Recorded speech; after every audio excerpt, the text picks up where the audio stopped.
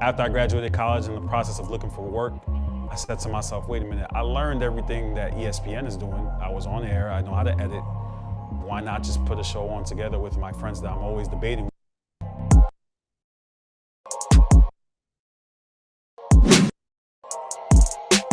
Who are your top 4 centers in NBA history all time? Damn, you're putting me on the spot. Absolutely. I know.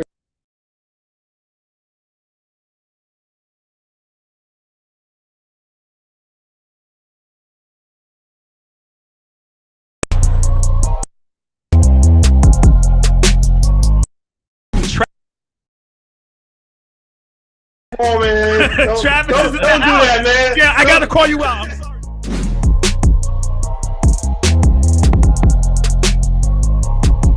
These are my goats. So, starting off, I'm going with the Knicks. In my opinion, I think. I'm out of here. In my opinion, I think. Carl, control your man. Can we listen? Can we speak? Can I speak? Can we listen? Can I speak?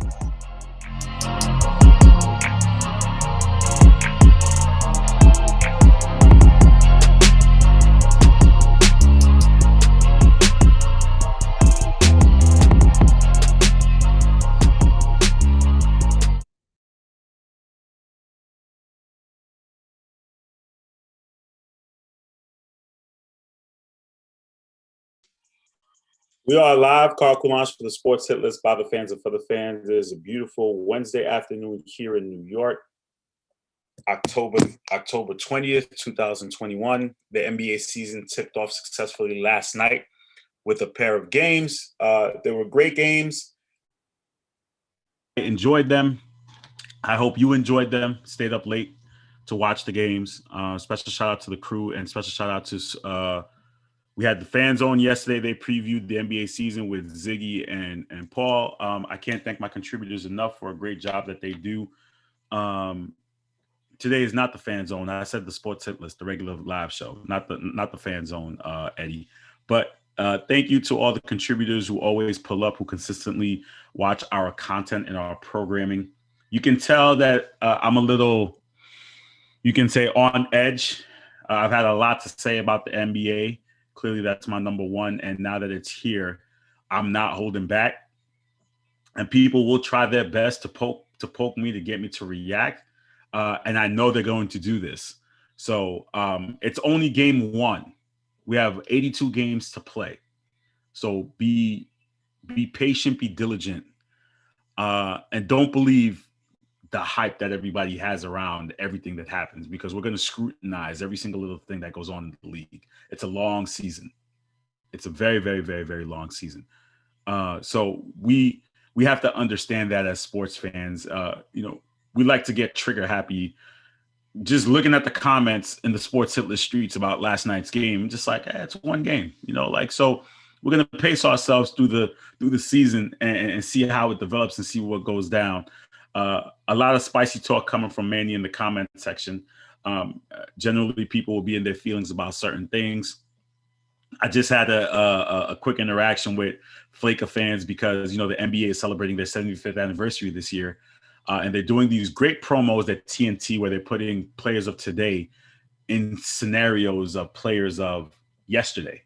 So there was a clip of Jason Tatum that's going to be released soon of him wearing the Kobe jersey. So everyone's going crazy about it, about how Celtic is wearing a Laker jersey and all this other stuff and coming at me about it. But you know what? It is what it is. I can address that later on. And clearly Tatum is under contract, but they believe he'll leave for the Lakers when his contract is up in, I believe, 2025. That's the notion. There will be none of Paul Pierce. It's okay, Eddie. It's all good, man. It doesn't need to be one of Paul Pierce because Paul Pierce is my GOAT. That's all that matters. He's great to me. So that's all that matters. I could don this proudly and know that Paul Pierce is a Hall of Famer, first ballot. He's an NBA champion. He's an NBA Finals MVP. So they don't have to acknowledge who Paul Pierce is. I acknowledge him. And that's all that matters. So I don't know who your GOAT is because your GOAT is either LeBron or Jason Kidd. I can't tell the difference of who you root for. But we know Paul Pierce is in the Hall. So my man got his flowers. His number's retired. There's nothing. He doesn't need to prove anything to anyone. First ballot. So put some respect on his name. That's all I'm going to tell you there. I'm going to bring in my contributor, Mr. Mike Miller, and we're going to discuss some. We're going to give some NBA topics as we go through the course of the next hour, as the NBA is back and the level of excitement that we both share together about the NBA. And I know my guy Mike shares the same thing. My brother Mike, how you doing, sir? What's up, my brother? How's everything going? Great, man. I'm sorry if I spoiled anything for you yesterday. It's just the level of excitement that I have for the NBA being back. I was watching the pregame at my mother-in-law's, and she said, "Carl, you can't get any closer to the TV. Like, you need to relax," because I was just like a little kid glued to every single word. And it's just amazing how the league is celebrating 75 years. And from the time I started watching it, I've never stopped. And it's amazing what they're going to do to celebrate it. I hope the guys get the jackets like they did when they celebrated the 50th. And the only thing I'll say is that my guy better make the list, because if he doesn't make the list, he may not make that. No, he's making the list. Paul Pierce don't make that 75 list. There's gonna be a lot of problems in the streets, bro. I'm sorry. I don't know. I'm thinking of, if I think about 25 that gets to be added, but here's the key. Make the list. The key though, the 25, just because you made the 50th doesn't mean you're gonna make the 75. That's what they're saying. Yeah, and that's stupid. It is. I agree with Kenny and them last night. That's stupid. What's the difference? There's not been 30 more players better than the previous 50. The 50 are the 50. You can't take them out. Like, yeah. So to add 25 players, I know Mac's going to join us a little bit later. But we could start off like we could have that discussion with Mac later. But to start off with Ben Simmons, and I know you've done this isn't, I don't know if you want to call this high level chatty patty or this is the chatty patty. Or is this chatty patty? Is this petty? What level? We've been having conversations. I've been having conversations with a lot of I'm talking to Greg. I've been talking to Rick, and I've been trying to understand what perspective, like, where did this go wrong? Because you have a player who's not happy. He decides that he demands a trade. He said, "I'm not going to play for you." And then the organization strikes back and says, "Okay, we're not going to pay you." So then now he forces him to go back to practice. He goes back, and then now he gets kicked out of practice. But if you go back to the end of last season, Doc kind of threw him under the bus by saying, he doesn't believe that they're a championship. Like, they asked him, are they a championship level right now? He says he's not sure. Joel Embiid. So all of these things, and then like the media warping in that he had a cell phone at practice. He's disengaged. All of these things with Ben Simmons, it leaves you to wonder, what do you do at this point? Because now it's getting a little toxic to the point where your own teammate is telling he doesn't care what you do. So how are you supposed to play on the same team with this man and expect to play on the same court when he doesn't care what you do? So therefore, Ben Simmons controls the ball. He doesn't care what you do. He's not going to pass you with an open like, it doesn't make sense. Help us make sense here, Mike. How do you process this, and how do we move forward? So what we have is we have the conversation of professionalism and player empowerment converging again, because this is the same conversation we had with James Harden last year. And if everyone remembers, everybody was mad. Oh, why is James Harden doing this? Why is he acting like a baby? Why is he point shaving? Let's just call it what it was. Essentially, he was point shaving. He was going out there and not going half speed, not trying to do anything. Now, what I think Ben Simmons, if you start from the beginning where you just said, Ben Simmons asked for a trade. Everybody's going to argue. Philly's saying, we just signed you to a 4-year deal. We're not trading you in the beginning of a 4-year contract. Ben Simmons is saying, well, I don't want to be there anymore. Philly's saying, well, we are going to keep you. But actually, the beginning of last year, they tried to trade him for James Harden. Now, somebody could say, well, of course, if you have the option of James Harden or Ben Simmons, you're going to take James Harden. Yeah, but James Harden was available for every team. The Warriors didn't say, we'll offer you Steph for James Harden. Portland didn't say, we'll offer you Damian Lillard for James Harden. So there are certain, and Philly didn't say, we'll offer you Joel Embiid for James Harden, which means that they already showed you who they value the most on that team. And what they showed Ben Simmons was, we are going to prioritize our team number one. That's cool. So Ben Simmons went through the season, and so he already had that in the back of his mind. In the back of his mind, he knew, hey, y'all were trying to trade me. Then the end of the season happens. Doc Rivers says what he says. Joel Embiid says what he says, and it's clear. Y'all don't want me. I don't want you. Cool. At this point, it's mutual. But what Philly decided was, if you're going to be petty, I'm going to see you're petty and raise you. They decided, nope, we're not trading you. You're going to come back. You're going to be nice, or we're not going to trade you. We'll wait. Now, while they're waiting, his value is being depressed. His value is getting lower and lower as they wait.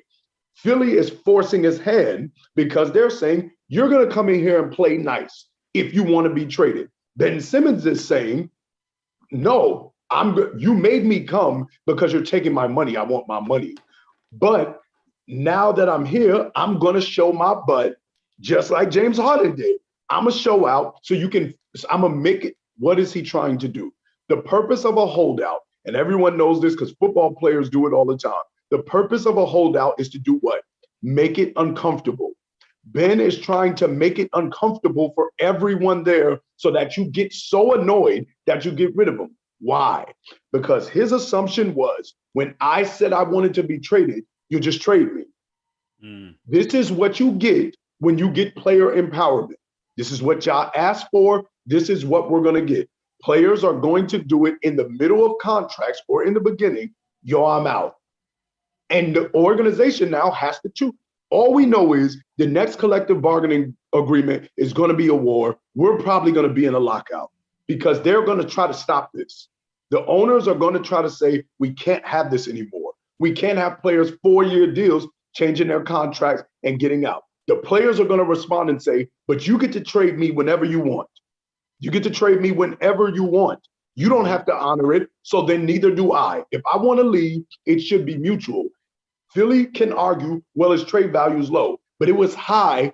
It was higher when he first asked for it. You decided to try to force him to stay when he didn't want to be there. You made it lower. Now you want him to come and play nice with you. Outside of that, do I believe he should be a professional? Yes.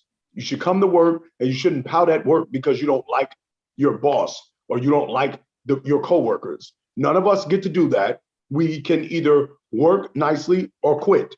We don't sit there and act like babies. You don't do that in class where you just sit there, you don't teach. They give you an apple, you throw it back at them. You don't do all that. You come in and you do the right thing. So I agree with that. But again, this is player empowerment turning itself on its head. And so Ben is like, listen, it seems like they don't really have a strategy because I thought they was going to hold the line. I thought they were staying away until he got traded, but he want that money, so he came. So where does it go from here? What teams? I sent you a list of 6 teams. Your Pacers were in that 6 team that were potentially interested in pulling a trade. Ben Simmons does hold some value. I don't want to sit here negatively and say we clearly know he can't shoot, but aside from that, he does hold some form of value. So where does he end up? Brother, your guess is as good as mine because I think Daryl Morey and them, what they're waiting on is that December 15th when all new free agents can sign, whatever that deadline is. I think they're waiting the first 2 months because we know how this goes, Carl. We've been watching the NBA long enough. The first 2 months, the bad teams don't know they're bad yet. So everybody has a chance the first 2 months. And right around Christmas time is when everyone realizes, oh snap, we're gonna win 20 games. Then or the middle of the road teams realize, man, I don't got enough. I believe the Sixers are waiting for that.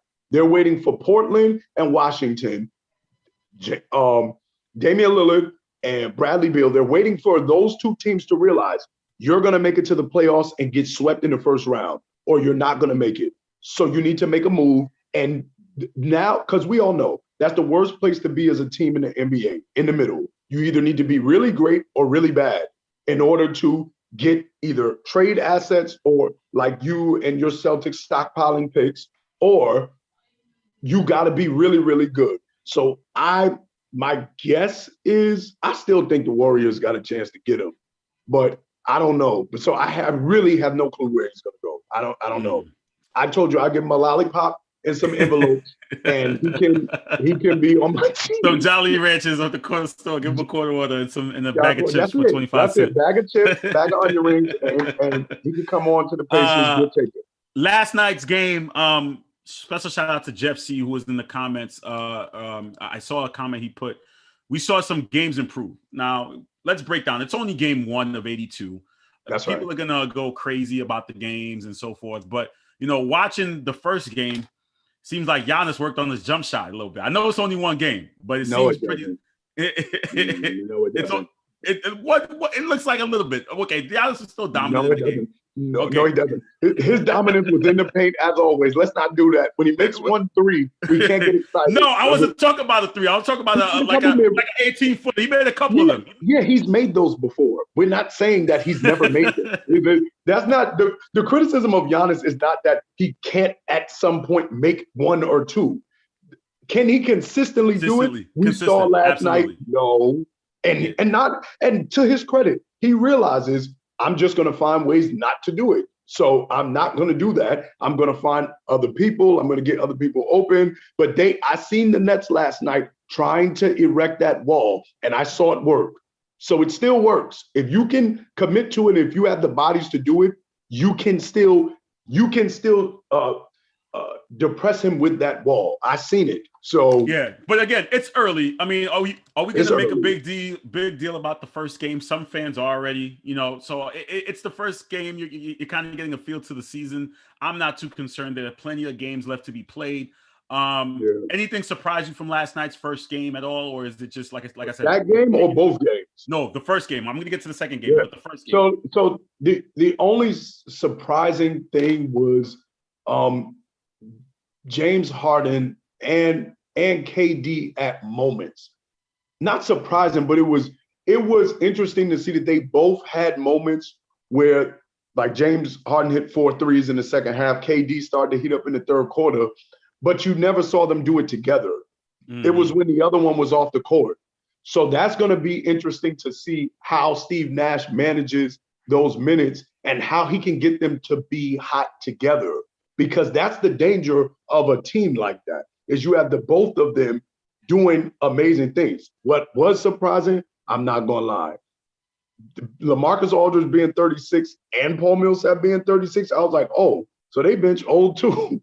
So they got an old bench too, and they definitely were not impressive at all. Oh, what was surprising? All the free throws they were missing. James Harden, KD is like a 88% career three-point shooter. So all of the free throws they were missing was surprising.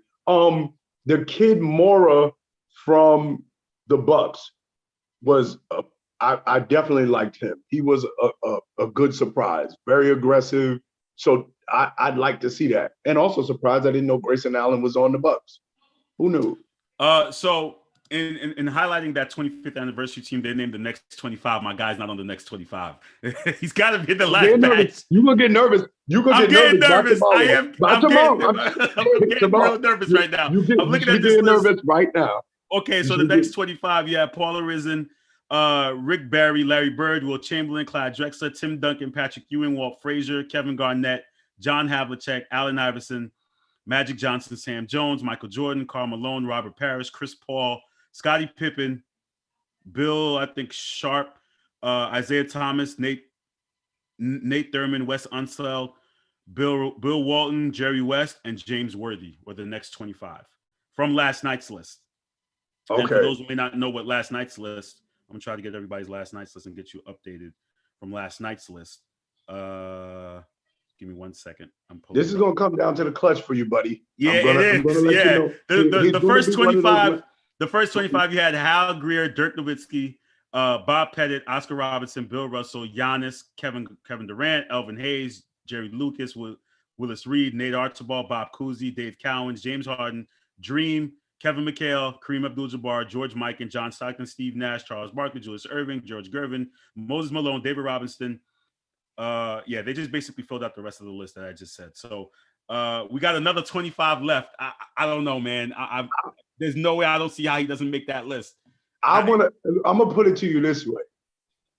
I think because we know, and since you talk about your guy, I'll talk about my guy. So I'll talk about my guy.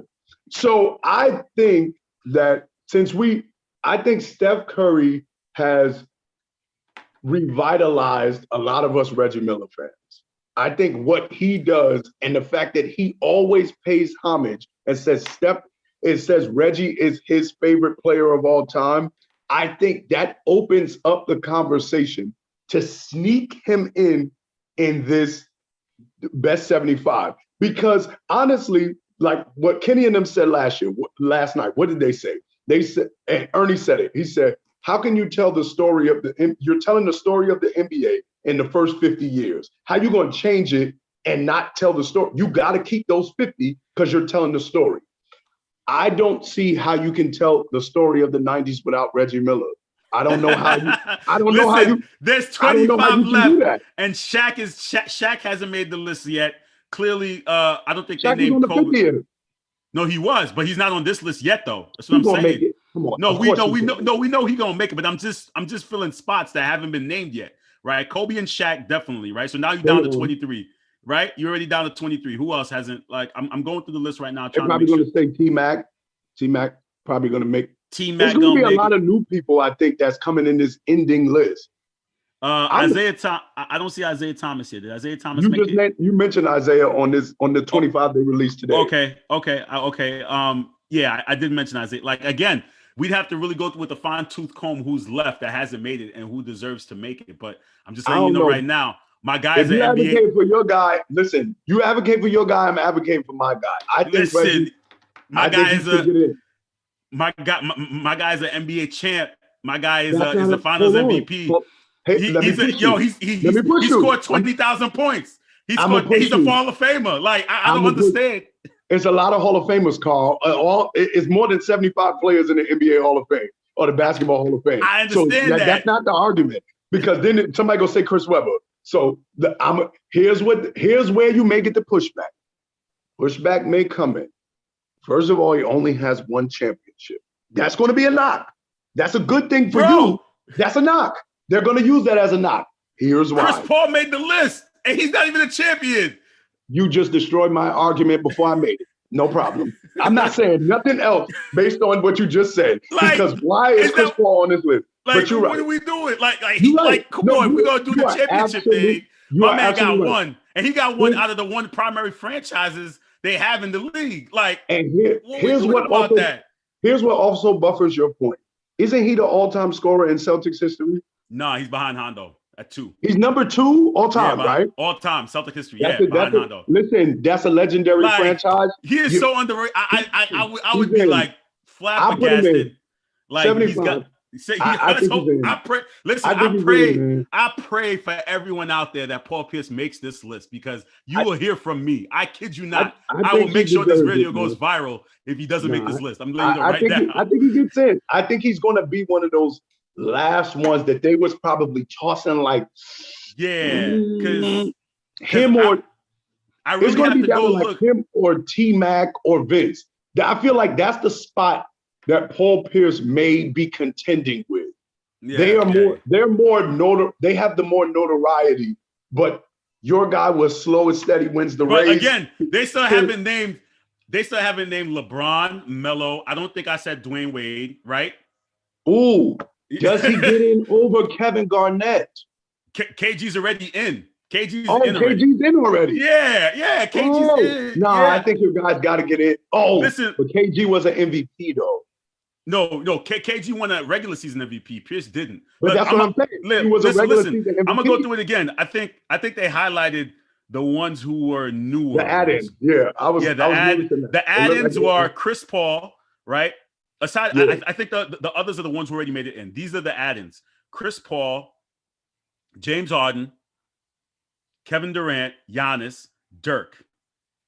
Those are the only add-ins? Yeah, those are your add-ins. Everybody else, I think, who made it basically made the 50th team. Tim Duncan, I just realized, made the 50th one from before. I didn't know KG made the 50th. Did KG make the 50th? No, I'm sorry. Those are the players who were actively playing. Maybe. I don't know. Okay. I'm trying to see. I don't remember KG being on the 50th. And the 50th was done in 96. There's no way KG made the 50th. Yeah, okay, so fine. So I don't know why the ones are highlighted. Yeah, okay. So excuse me. I don't know why they're highlighted. But again, Hal Greer, Dirk, Bob Pettit, Big O, Bill Russell, Giannis, Kevin Durant, Elvin Hayes, Jerry Lucas, Willis Reed, Nate Archibald, Bob Cousy, Dave Cowens, James Harden, Dream, Kevin McHale, Kareem, George Mikan, Stockton, Nash, Barkley, Ewing, Gervin, Malone, David Robinson, Magic Johnson, Worthy, Wilt, Jerry West, Larry Bird, MJ, Scotty, Zeke, Drexler, Karl Malone, Patrick Ewing, Chris Paul, Allen Iverson, Tim Duncan, Kevin Garnett, Hondo, Sam Jones, Robert Parrish, Bill Sharman, Bill Walton, Walt Frazier, Paul Arizin, Rick Barry, Nate Thurman, and Wes Unseld. Bro, I think you're good. I would hope so, because again, I can give you, that's listen, everybody. I can give you, listen, I can give you, then you have D Wade, you got Melo, you got LeBron, you got Kobe, you got Shaq. That's already 5 gone, and you got another 20 left. Oh man. It comes down pretty close. It comes down pretty close. But again, we can assess the list when Matt gets in.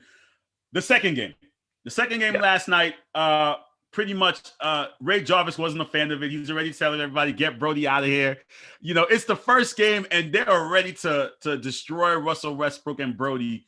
You know, it came down to it, you know, Steph and the young guns, you know, clearly people are predicting this is the Western Conference Finals. I don't, that's a stretch for me, because there are a lot of good teams in the Western Conference to sit here and say, you know, I'm not saying they can't, but I really have to see the season play out for me to say they're going to get to the Western Conference Finals.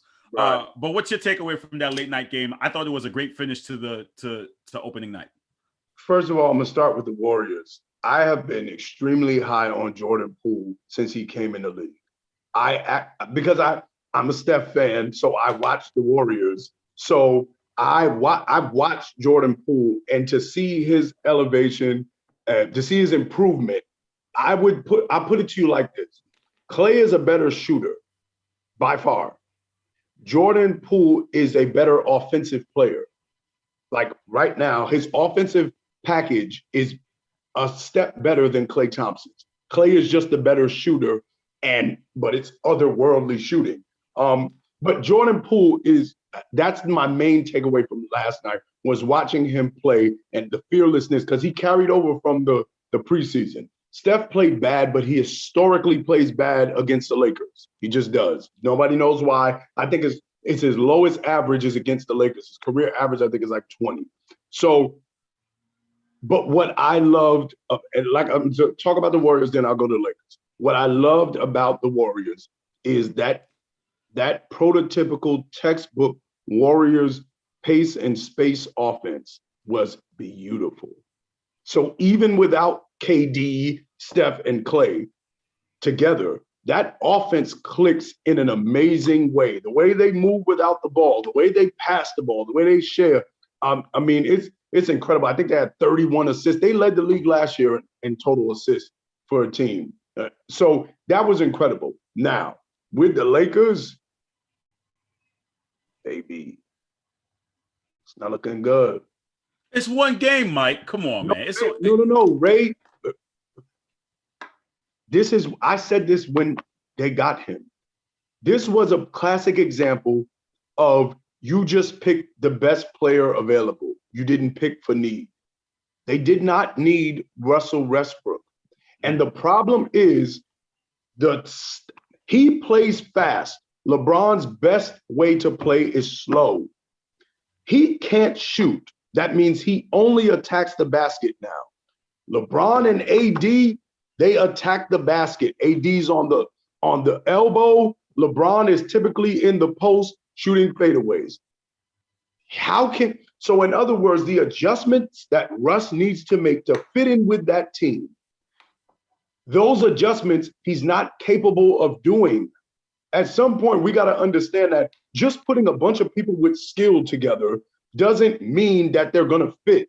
Like, ingredients have to mix in a certain way to make a good food. You can't just throw them all together. They don't actually fit. So unless Russ is just going to be focused on the bench, there is going to be so much, because he has to stop what he normally does. It's almost like Chris Bosh when they did the Big Three in Miami. Chris Bosh's game completely changed. No more Kevin Love with the same thing. No more post-ups. You guys get on the perimeter and shoot threes. And I remember one of the years, I think it was the second or third year in the Cavs, and they talked about how Kevin Love needed more post-ups, but he's playing with LeBron. You're in the way if you're playing with LeBron in the paint. That's why AD does a lot of elbow shots. Him and LeBron are fitting in that way. Russ doesn't fit with them. That's not something that we're saying based on one game. It's based on watching 12 years of Russell Westbrook's career, 19 years of LeBron James' career, and 10 years of, or 8 years of Anthony Davis' career. About 10. I think Anthony's going on 10, yeah. It's his 10th year. So it's not just the adjustment that Russ, see, the thing with James Harden was, Russ just had to adjust to him. Russ now has to adjust with two superstars or star level players. And the difference is he's never played with a big man like Anthony Davis. Never. Ever, ever, ever, ever, ever. Steven Adams may be the closest, but he's never had to play with that. It's similar to Ben Simmons and Joel Embiid and why they don't work really well together, even though they got the #1 seed. But nevertheless, why they don't believe, it's perceived they don't work well together. Because they occupy the same space. So unless you're telling AD to be a shooter more, you shouldn't do that. You telling LeBron to let Russell Westbrook run the point guard, you shouldn't do that.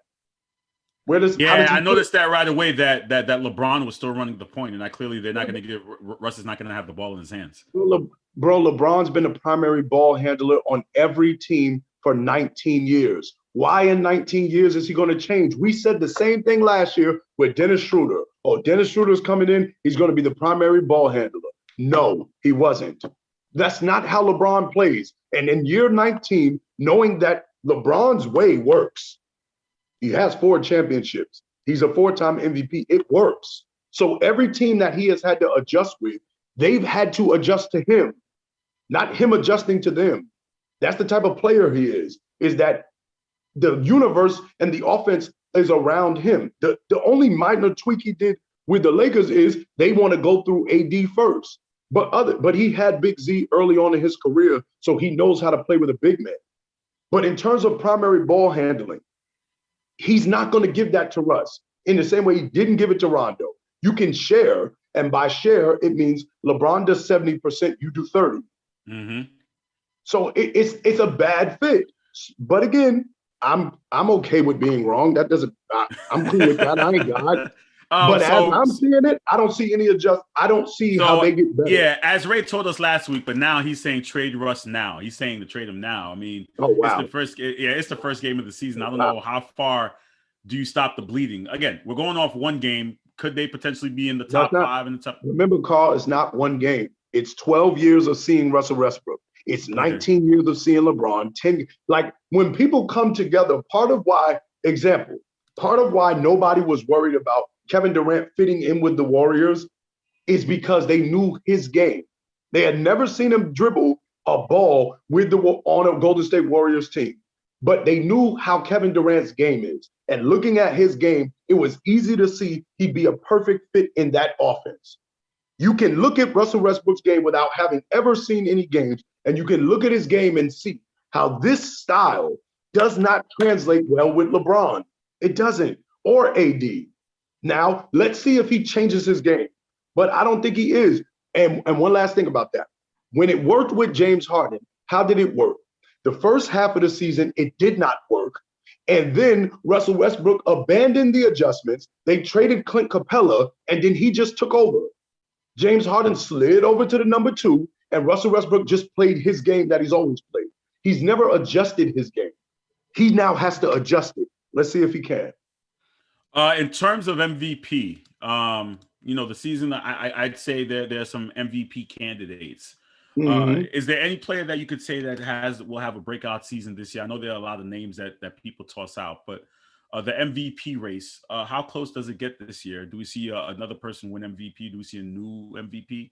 What are your thoughts? Have you had a chance to think about that? I think it's wide open. First of all, I don't think like last year we went into it saying it was going to be LeBron. And the year before that, we did the same thing for a lot of different reasons. But I don't think there's any clear-cut MVP candidate. No, last year, a lot of the media people kept saying Luka just because they like Luka's numbers. This year, a lot of media people are saying the same thing because they like Luka's numbers. He's not going to get MVP unless he learns how to play better with his team so that the team can get better. So he's not going to win MVP. He's got a good chance. But in terms of a breakout MVP, and we know how this goes, Carl's got to be a top seed. Unless you're going to average 90 or because the triple seed. Top 3 seed, you got to be that. Probably number 1. Even though they jerked my man Donovan Mitchell, but we're going to talk about that another day. Man, Devin Booker. So the Suns finished the top 3. Then. I think they finished the top 3. I like Devin Booker. I think Steph will win MVP. But if there's going to be a breakout guy, I was, early on last year, I said, they was adding Chris Paul. Who cares? And then I switched quickly before the season started. You remember that. Go check the tapes. I was very impressed with Devin Booker in the finals and in the playoffs. So I think this is now the confidence that he now takes that next step and becomes a almost bubble superstar player. So Devin Booker, that's who I think is a dark horse for him. Is a dark horse. No Kevin Durant in there. The Nets finishing a top 3 seed.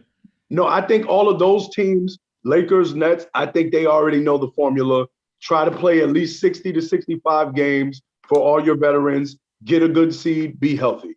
I think they know already. It doesn't, as much as people like Nick Wright and others on TV like to think that the Nets messed themselves up by not getting the number 1 seed last year, they messed themselves up by not being healthy. They would have I believe they would have swept the Bucks if they were healthy. So no, I think teams like that have championship aspirations don't actually care. They want to be healthy.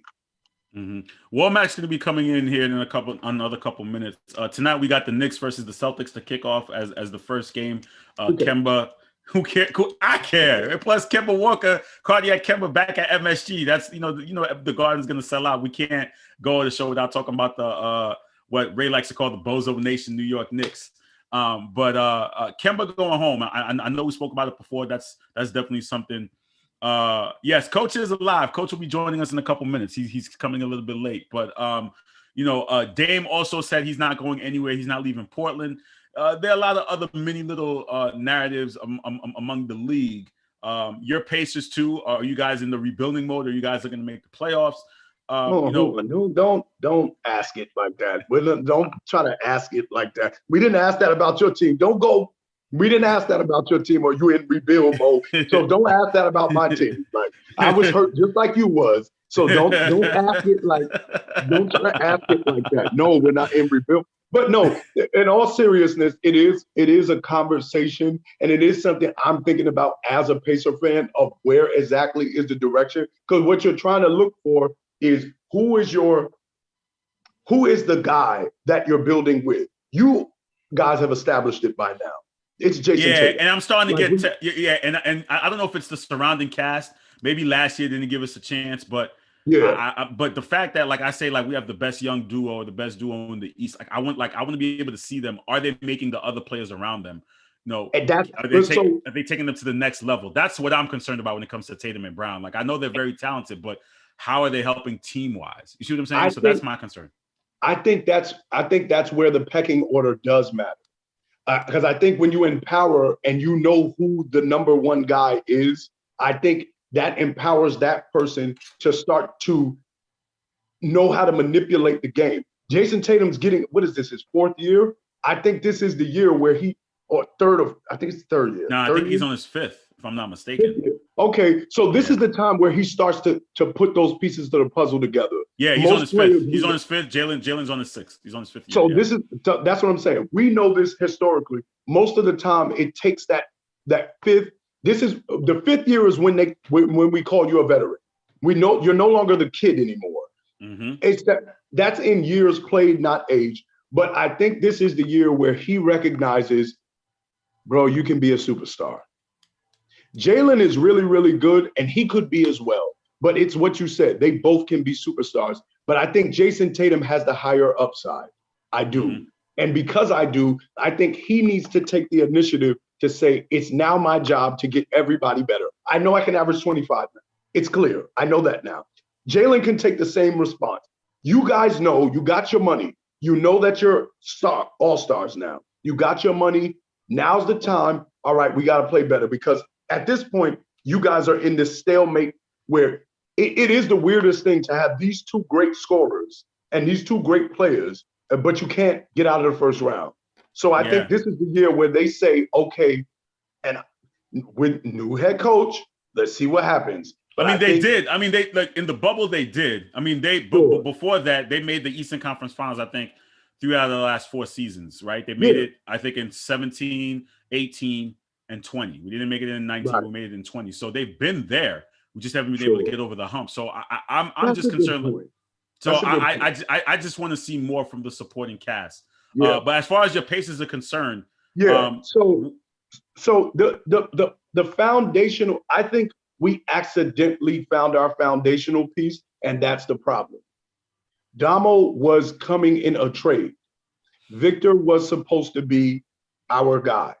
He was supposed to take over for where Reggie, J.O., Ron Artest, Danny Granger, Paul George, Victor Oladipo was the real swap. Damo was the add-in. But Damo's actually really, really well, and he's really good. Damo is a star player, not an all-star. He's an all-star player, not a superstar. And the problem is he's our best player. So your best player is just an all-star. There's a peak on Damo Sabonis. I'm watched my Pacers enough and watched him enough to see that. There is a ceiling. I see it. He's a 20-10 guy. That's powerful. But you need another guy that can take over games. Now, the problem is we have a bunch of young guys that Malcolm's not that. Malcolm Brogdon is a really, really good, solid point guard, a 21 point per game point guard. We have 3 20-point scorers between TJ Warren, Malcolm Brogdon, and Damo Sabonis. We have 3 of them. But this new NBA, where scoring is at the highest of height, that's not enough. So I think we need to have a guy. And is it Karis LeVert? I don't know. He's injury prone.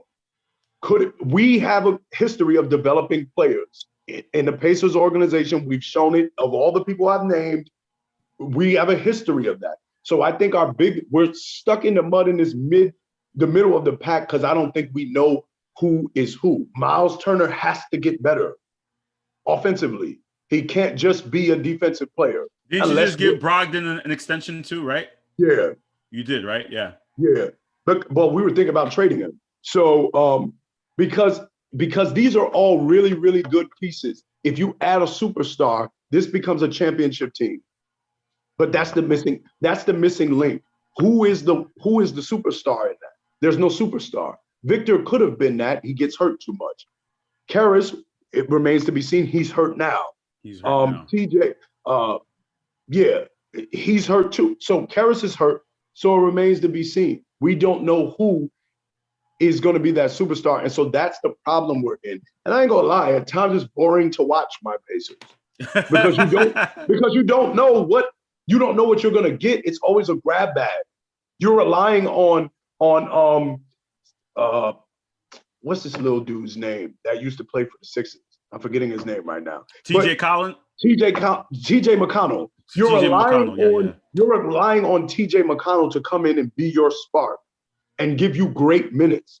This is what you're relying on. I like O'Shea Brissett, though. I hope he does really good. And of course, my rookie, Chris Duarte, he may turn out to be the superstar. He may be the steal of the draft. We don't know. But that's what makes it disheartening, is because you don't know what you really have.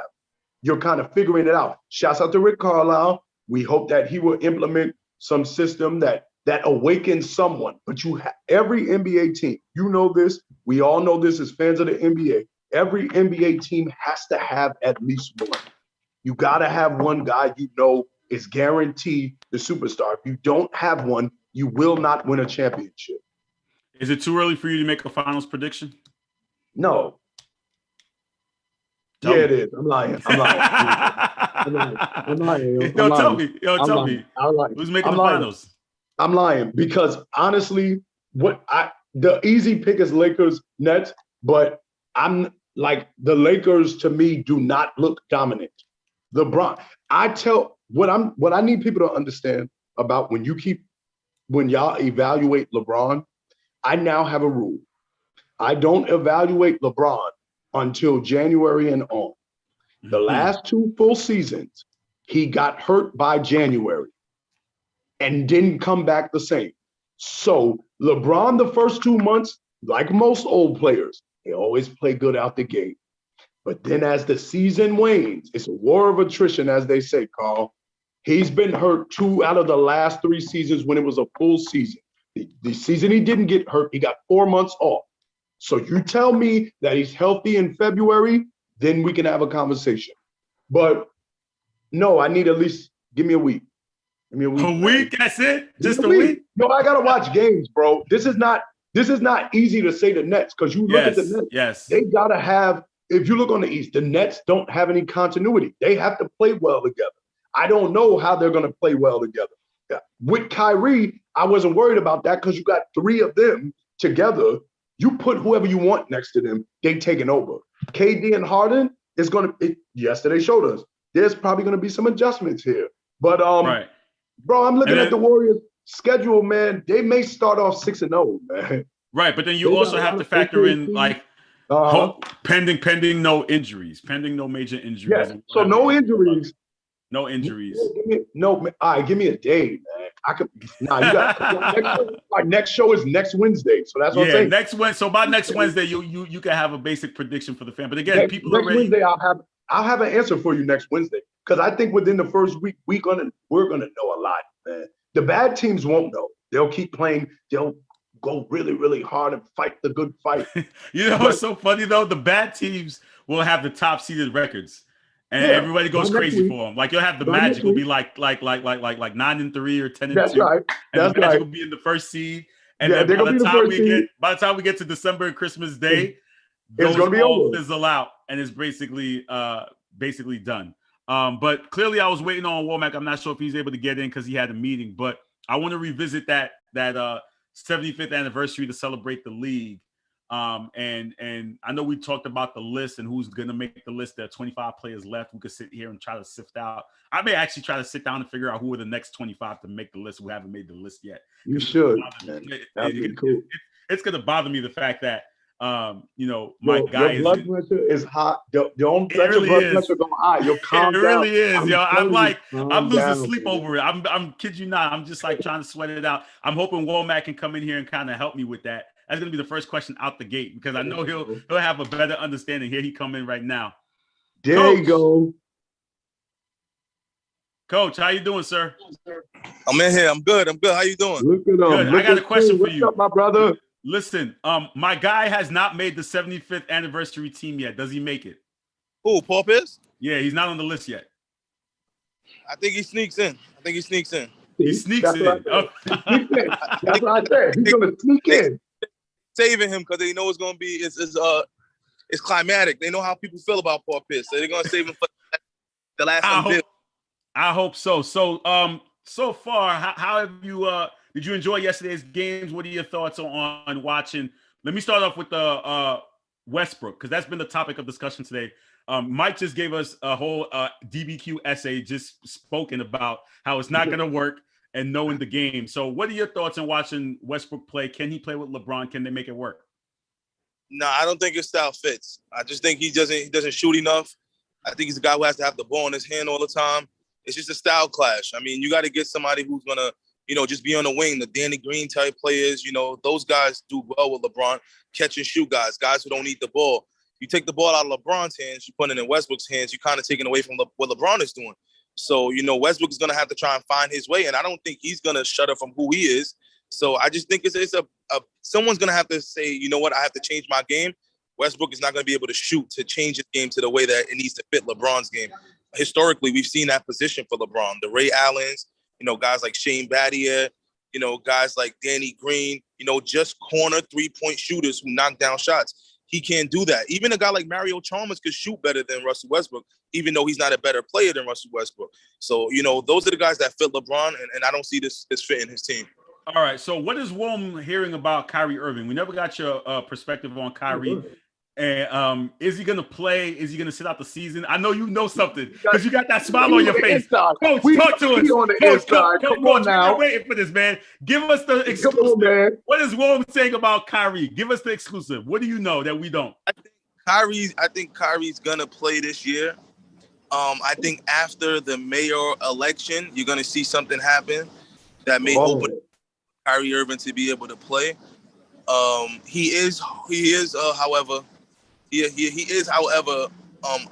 he's strong on the belief that he's not against the vaccination. He's against people's, the option being taken away from people. I know that for a fact, and I know that's what he really believes in. He's not scared of the medicine. He's not scared of the science. He's not afraid that if he gets a shot, he's going to get sick and pass away. He just really feels like this is a situation where everyone should have, most people should have an option.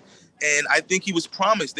Some of the NBA players in the initial meetings were promised that there were going to be some exemptions, there was going to be some testing, and that those who didn't want to take the shot wouldn't necessarily be forced to. But then as, politics got involved and more, states and more governors and the president kind of like pushed it to become mandatory for most places, teams in the NBA felt like with business, they had to do the same thing. And they felt like they had to do a unified stance. They didn't want to get in the same problem that we are as in a country, where if you go to Texas, it's one rule. If you go to New York, there's another rule. The NBA said we want to have one rule across the board. So, he's really about that life, and he is really willing to risk not playing the entire season if they didn't give him the option. He's really at that point where he's just like, I believe in what I believe. If I got to wait a year to play, I'll wait a year. And you know what? It's not just him. There are college players who are not playing this year in the NCAA who are waiting till next year because they don't want to take the vaccination. They feel like they've been taken away their right to choose and to figure out what's good for their health. And they're sitting out the season until things get more clear. A few weeks ago, Mac, I asked you about Ben Simmons, and you were on the side of Ben Simmons. Now, seeing what happened over the last week, are you still siding with Ben and seeing how everything's transpired? I don't like the unprofessionalism. You show up to practice, you practice as hard as you can, you get the guys on your team better, and you still try and make a move. What's up? You still try and make a move to get traded. I think practicing with a phone in your pocket, like that's really not a good example for all the kids and for all the players who are trying to make it to that level. I think, we're in a world where we've seen, a lot of things happen this last year. To be healthy and be able to play a sport, I think you should be thankful. You don't got to be happy with the situation you in, but you got to give it your all. Be thankful for the opportunity that you're given. There's a lot of people who didn't make it last year. A lot of people don't have any jobs right now. There's a lot of people who would love to have $250,000 to do what they do. So I'm not telling Ben Simmons to, be a punk and just play for a team he doesn't want to play for, but be a professional. Go out there, play as hard as you can, practice as hard as you can. Still tell management you want to be moved. Maybe even tell management, I don't want to play. I don't want to play until you move me. I think it'd be better for both teams to move in a different direction because I'm not going to be beneficial at the place where I'm at in my mindset. But just not to show up with a phone in his back pocket, tell Doc Rivers I'm not playing defense. That's the kind of things that I just hope that if that's how you really feel, then you don't need the NBA. True story. Like we all have choices to make. If I go tell my boss right now, I don't want to do X, Y, and Z because I don't like it, he can say, all right, we don't need you. Move on. Make a decision. So, that's why I stand. I still think it was his decision to make, but you got to deal with the consequences of the decisions we make in life. How much faith do you have in Kemba Walker's knees for your Knicks this year? About 60-40. About 60-40. 60-40? You giving them? Yeah, 60-40. We got point guards with knee issues, man. I'm very nervous on those guys because I think a lot of when I went to go watch the preseason games, those guys make a big difference. Quickly is becoming a very good wing player, but last year we were starting Elfrid Payton. And our backup point guard was Alex Burks. People don't realize this. That was our back. We had RJ Barrett playing backup point guard at times. This year we going from Kemba to D Rose. And then when you get tired of D Rose, you go back to Kemba. That's a big upgrade. No disrespect from Elfrid Payton. So that's a humongous upgrade from Elfrid Payton. He played some people think he played amazing defense. When I took a look at the numbers on Synergy, his defense wasn't that amazing. So really, that's the difference in our team right now. Can we remain a top 5 team? It's all dependent on Kemba Walker and all dependent on Derrick Rose and their knees. That's pretty much it. And when I say that, I want to also make sure y'all hear the pause in that because I am from the Bronx. I do represent Harlem, so when I say knees, you gotta say pause, man. We respect it, brother. For tonight's game, Coach, Celtics, Knicks kick it off. Are you heading to the game tonight, or are you watching it from home? I know you may be heading to the game. You know you got some tickets. You go to the game. The Sue and Ty will not be on come around 7 o'clock. You know what I mean? So might be making an appearance. Now I'm not sure yet. I got an offer to go to the game about 40 minutes ago. So, you know, I'm be honest, I've been ripping and running from work for the past couple of weeks. So sometimes it's good just to be home, watch the game, and not have to travel on the train, you know, back to where I live. You know, and it's just the first game. It's against the Celtics, and they don't care about the Celtics that much. So no, listen. Let's not do that. Yeah, I've been going back and forth. That's how you gotta shoot. Listen, I've been going back and forth with Laker fans because I don't know if you guys saw the 75th anniversary promo that the TNT did last night. It was great, right? Having newer players wear that was dope. jerseys. So there's one coming. It's going to be Jason Tatum wearing Kobe. He's doing the Kobe one. He's going to be wearing the Kobe jersey. So a lot of the Lakers fans are saying in 5 years when his contract's up, Tatum is heading to LA. Oh my God, these Lakers is so Wome shaking his head. So Wome, we don't know. and they're basically, listen, I have no more loyalty. For me, it's about my team. I don't hang on to players no more. So is that something you could definitely see in 2025 when I believe his contract is up? Tatum going to. I could see listen, you got to be honest. I could see anybody going to the Lakers. I've been to LA. It's a beautiful place to live. It's a great lifestyle. It's warm weather. It's one of the most historic franchises. Only difference between Boston and LA is the weather, the living experience. I'm not trying to leave my house in 20-degree weather if I could choose to leave my house in 80-degree weather. It's just it's just what it is. The fans are some of the most amazing fans in the NBA as well. So I can see any great player who has an opportunity. I can see them going to the Lakers, not just from the Celtics, from any franchise. Look at LeBron. Nobody would ever think from the beginning, when LeBron left to go to Miami, nobody thought LA. Nobody thought, oh, he doesn't want to follow Kobe's footsteps. No, it's a lot of opportunity. And with other businesses, other ventures, entertainment, movies, television, it's the perfect place to be for somebody who's young, who's talented, and who could, you know, make a lot of money. So you're always going to have the risk of the Lakers being at the top of a team's wish list. Just like if the Knicks ever got it together, if the Knicks ever really get it together, a lot of people will want to come to New York. Why do you think Brooklyn got 3 stars? There was like, the Knicks ain't have it together. They like, okay, we still want to live in New York. We'll go play for Brooklyn. That's just the reality of the facts. And Miami will always be a place that's going to attract good players. Right. Yeah. So we're running up on time. So, Coach, I asked Mike this question. He said give him about a week to give me a finals prediction. Could you look at it right now, or do you need to watch some in-game action for a week to give me a bold prediction? You always need to watch. I mean, but if you sometimes you just want to have a little fun, and if you're gonna have a little fun, I'm gonna say, and there's a finals I want to see. I want to see Warriors and the Nets. Stop taking my stop taking my pick. That's really what I was going to say, Carl. But I was like, let me wait. Stop taking my pick. So you're high on the Warriors, I think the Warriors going to start off 6-0. Like, it's what I want to see. Like, I would love to see, you know, the team that Kevin Durant left. See, you a chatty patty. Against the Warriors. No, that's basketball. It's gonna be hard-fought series. I want to see James Harden, the team that he lost to, that he couldn't close out. He got to play them again, but now he has more.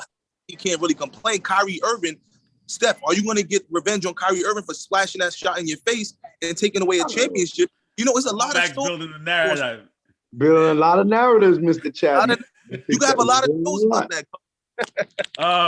Coach, thank you for joining me, guys. Thank you for joining me. As I told Mike, listen, if Paul Pierce does not make this list, that's my if he does not make this list tomorrow, you gotta relax. I'm sending a letter. I'm telling you right now, bro.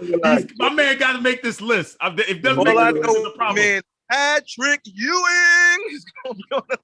No, he made the list already. Patrick made the list. You good? Reggie Miller didn't make the list yet, so Mike is on the edge too. Yo. We wasn't talking about Reggie. Again. So Reggie, is Reggie gonna make the list? Clyde Frazier on there. Yeah, Walt made it. Yo, I'm sick of hearing all these nicknames. Yeah, Walt made it. Patrick made it, but Reggie didn't make it yet. Reggie didn't make it yet. Mac, I think Reggie should be in. What you think? Real quick. Reggie should be in. How can you tell the story of the 90s without Reggie Miller? Reggie got to be in, man. Reggie got to be. You guys take care. I'll talk to you guys soon. I'll see you next week. Take care. I ain't mad if he ain't either.